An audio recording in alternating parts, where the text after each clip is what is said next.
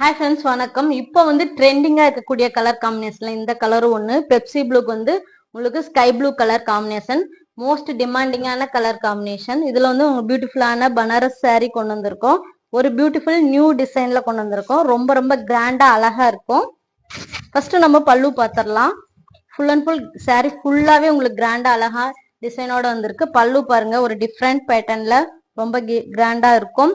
ரிச்சான ஒரு டிசைனு, ரொம்ப ரொம்ப சாஃப்டா இருக்கும். நம்ம ஃபங்க்ஷனுக்கு வியர் பண்றதுக்கு ஒரு சூட்டபிளான ரிச் லுக் தரும் இந்த saree. பிளவுஸ் பார்க்கலாம்.